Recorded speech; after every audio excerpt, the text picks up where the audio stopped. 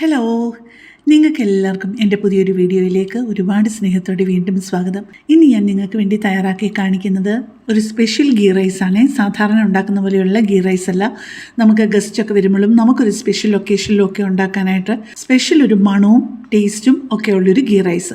3 cup India ഗേറ്റിൻ്റെ ബിരിയാണി അരി കൊണ്ടാണ് ഞാൻ ഈ ഗീ റൈസ് ഉണ്ടാക്കി കാണിക്കുന്നത്. അതിനായിട്ട് ആദ്യം നമുക്ക് മിക്സിയുടെ ജാറിലോട്ട് കുറച്ച് സാധനങ്ങളെ ഒന്ന് ക്രഷ് ചെയ്തെടുക്കണം. ഒരു 4 പച്ചമുളകും, 1 ഇഞ്ചിൻ്റെ ഒരു കഷ്ണം ഇഞ്ചി ഒരു 3-4 മുറിച്ച് കൊടുത്തതും, ഒരു 4 അല്ലി വെളുത്തുള്ളിയും, ഒരു 2 വളരെ കട്ടി കുറഞ്ഞ 2 കഷ്ണം കറുവാപ്പട്ടയും, 2 ഏലക്കായും 2-3 ഗ്രാമ്പും കൂടി ഇട്ട് ഇത് നമുക്കൊന്ന് ക്രഷ് ചെയ്തെടുത്തുകൊണ്ട് വരാമേ. ഈ ഒരു പരുവത്തിലാണ് ക്രഷ് ചെയ്തെടുത്തുകൊണ്ട് വന്നിരിക്കുന്നത്. നിങ്ങൾ പ്രഷർ കുക്കറോ ഏതെങ്കിലും നല്ല അടികട്ടിയുള്ള ഒരു പാത്രം എടുക്കണേ. അത് കഴിഞ്ഞിട്ട് ഞാനിപ്പോൾ അതിലോട്ട് ചേർക്കുന്നത് 3 ടേബിൾ സ്പൂൺ നെയ്യും 2 ടേബിൾ സ്പൂൺ സൺഫ്ലവർ ഓയിലും കൂടിയാണ് കേട്ടോ. പിന്നെ മീഡിയം വലിപ്പത്തിലുള്ള 2 സവാളയുള്ളി 2ആയിട്ട് മുറിച്ച് കനം കുറച്ചരിഞ്ഞതിൻ്റെ ഒരു 1/4 ഭാഗം ഞാൻ ഇതിലോട്ടിട്ട് വഴറ്റുവാണ്. ആദ്യം വഴറ്റുമല്ല, ശരിക്കും ഈ ഒരു പരുവത്തിൽ അത് വറുത്ത് കോരണം. പിന്നെ ഗീ റൈസിൻ്റെ മുകളിൽ ഇടാൻ നിങ്ങൾക്ക് കാഷ്യൂനട്ട്സും റൈസിൻസും ഒക്കെ വേണമെന്നുണ്ടെന്നുണ്ടെങ്കിൽ അതും നിങ്ങളുടെ ആവശ്യത്തിനുള്ളത് വറുത്തെടുക്കണേ. ഇവിടെ കാഷ്യൂനട്ട്സും റൈസിൻസും നിർബന്ധമാണ്, അതുകൊണ്ട് അതും കൂടെ കുറച്ചധികം വറുത്തെടുക്കുവാണേ. ഇപ്പം നമ്മുടെ കാഷ്യൂനട്ട്സും ഉള്ളിയും റൈസിൻസും എല്ലാം ഫ്രൈ ചെയ്ത് കഴിഞ്ഞിട്ടുണ്ട്. ഈ ഒരു പരുവത്തിലാണ് എല്ലാം എടുക്കേണ്ടത് കേട്ടോ. ഇനിയിപ്പം ബാക്കിയുള്ള നെയ്യും എണ്ണയും കൂടെയുള്ള ആ മിക്സ്ചർ ഉണ്ടല്ലോ, അതിലോട്ട് ബാക്കിയിരിക്കുന്ന ഉള്ളി കൂടി ഒന്ന് വഴറ്റിയെടുക്കണം. ഇനിയിപ്പം വറുത്തെടുക്കുകയല്ല, വഴറ്റുക ചെയ്യേണ്ടത്. പിന്നെ അത് വഴറ്റാൻ ആവശ്യമായിട്ടുള്ള ഉപ്പും ഇട്ട് കൊടുത്തിട്ടുണ്ട്. പിന്നെ നമ്മൾ നേരത്തെ ചതച്ച് ക്രഷ് ചെയ്ത് വെച്ച് പച്ചമുളകും ഒക്കെ ഉണ്ടല്ലോ, അതെല്ലാം കൂടി ഇതിനകത്തോട്ട് ചേർത്തൊന്ന് വഴറ്റണേ. പെട്ടെന്ന് ഞാനൊരു കാര്യം പറഞ്ഞോട്ടെ. എൻ്റെ ഈ ചാനലും എൻ്റെ ഈ വീഡിയോയും ഒക്കെ കാണുന്നവരാണെന്നുണ്ടെങ്കിൽ എൻ്റെ ചാനലിൽ ഒരുപാട് വ്യത്യസ്തമായിട്ടുള്ള റെസിപ്പികളുണ്ട് കേട്ടോ. അപ്പം നിങ്ങൾക്ക് അതൊക്കെ ഇഷ്ടപ്പെടുകയാണെന്നുണ്ടെങ്കിൽ എൻ്റെ ചാനലൊന്ന് സബ്സ്ക്രൈബ് ചെയ്യാനും ലൈക്ക് ചെയ്യാനും കമൻറ്റ് ചെയ്യാനും ഒന്നും വിട്ടുപോകരുത്. ഇപ്പം നിങ്ങൾ കണ്ടല്ലോ, ഒരു തണ്ട് കറിവേപ്പിലയും കൂടി അതിൻ്റെ കൂട്ടത്തിലിട്ടൊന്ന് വഴറ്റുവാണേ. നമുക്ക് പലതരത്തിൽ ചെറിയ ചെറിയ വ്യത്യാസങ്ങളോടെ ഗീ റൈസ് ഉണ്ടാക്കാം. ഇത് പക്ഷേ പ്രത്യേക ഒരു ഫ്ലേവറാണ് കേട്ടോ.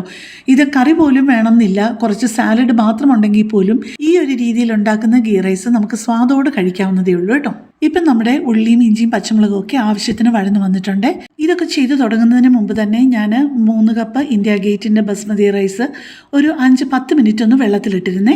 ഇതിപ്പം നമുക്ക് നന്നായിട്ട് 2-3 പ്രാവശ്യം ഒന്ന് കഴുകിയിട്ട് ഒന്ന് വെള്ളം വാലാനായിട്ട് വെക്കണേ. പിന്നെ നേരത്തെ തന്നെ കുറച്ചധികം വെള്ളം ഞാൻ തിളപ്പിച്ച് വെച്ചിരുന്നു. ആ തിളച്ച വെള്ളത്തിൽ നിന്ന് ഒരു 4.5 കപ്പ് വെള്ളം കൂടെ നമ്മൾ ആ വഴറ്റിയതിലോട്ട് ചേർക്കുവാണേ. ഇപ്പോൾ ഈ ഗീ റൈസിന് ആവശ്യമായിട്ടുള്ള ഏതാണ്ട് 1 ടേബിൾ സ്പൂൺ ഉപ്പും കൂടി ഇട്ട് കൊടുത്തിട്ടുണ്ട്.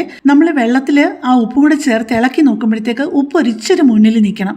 ആ ഒരു രീതിയിലുണ്ടെങ്കിലേ നമ്മൾ ഗീ റൈസ് വെന്ത് വരുമ്പോഴത്തേക്ക് ചോറിന് ആവശ്യത്തിനുള്ള ആ ഉപ്പ് കാണുകയുള്ളൂ. ഇപ്പം നമ്മുടെ അരിയും കൂടെ അതിനകത്തോട്ട് ചേർത്ത് കൊടുത്തു. ഉപ്പ് കുറച്ചുകൂടെ വേണമെന്ന് തോന്നിയതുകൊണ്ട് ഇച്ചിരി കൂടെ ഇട്ട് കൊടുത്ത് ഒന്ന് ഇളക്കിയിട്ട് ഇനി നമുക്ക് പ്രഷർ കുക്കർ അടച്ചു വെച്ചൊന്ന് കുക്ക് ചെയ്യാമേ. നമ്മൾ തിളച്ച വെള്ളമല്ലേ ഒഴിച്ചു കൊടുത്തത്, എന്നാലും അരി ഇടുമ്പോഴത്തേക്ക് തിളയ്ക്കാൻ ഇച്ചിരി താമസിക്കും. അരി ഇട്ട് കൊടുത്ത് തിളയ്ക്കുന്നത് വരെ നമ്മൾ നല്ല ഫ്ലെയിമിൽ ഇടാവുള്ളേ.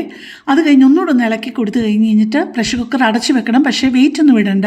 എന്നിട്ട് ഏറ്റവും ചെറിയ ഫ്ലെയിമിൽ ഒരു 10-11 മിനിറ്റ് കിടക്കുമ്പോഴേക്കും നമ്മുടെ നെയ്ച്ചോറ് നല്ല പാകത്തിന് ഒന്നൊന്നേ തൊടാതെ നല്ല വൃത്തിയായിട്ട് കിട്ടുവേ.